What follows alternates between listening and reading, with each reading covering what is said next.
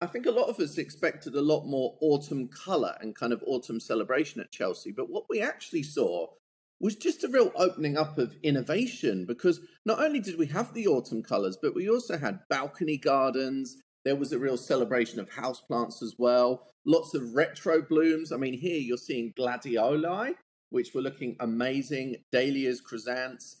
This, oh, it's gone now, but that was the plant of the year, which I've got a sample to show you as well. Here's an example of a few of the houseplant studios as well. And of course, it was about unapologetic colour and celebrating with plants, which was really just fabulous. And we've obviously got a new audience coming through as well. A lot of people that turned to horticulture during the pandemic, you know, they were then there at the Chelsea Flower Show for the first time, not just visitors, but exhibitors as well. Yeah, lovely. OK, I want to come back to you on that.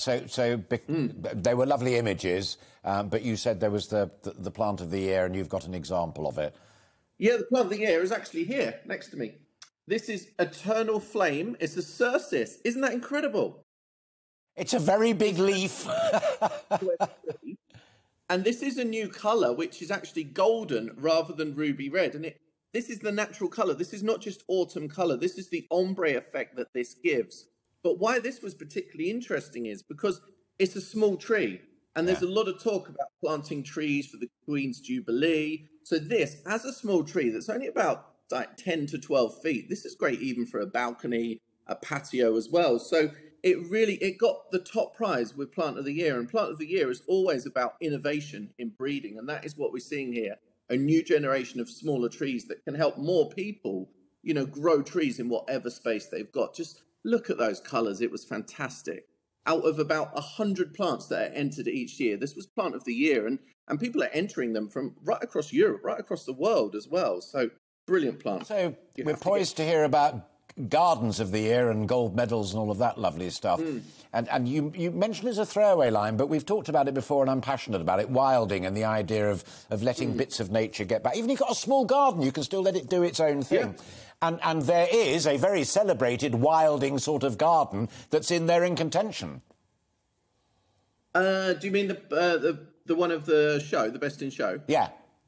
Yeah, so the Best in Show. With wild plants and stuff that people don't know. Say, oh, that's a weed. I can't be doing that. It's a lovely plant in its own right. Oh, definitely. We saw a lot of that at the show. One of my favourites with that sort of vibe was the Forge Garden. But you've obviously got the Best in Show, which was the Guangzhou Garden by Peter Chumiel and Qing Chen. And that was an amazing range of Chinese plants. And you've got water lilies, you've got big structures, pine trees, you know, all of that texture and all of those different colours was just fantastic. So that was a worthy winner of your Best in Show. But you've also got the People's Choice in the Artisan Gardens. That really interested me because this was by the Parsley Box.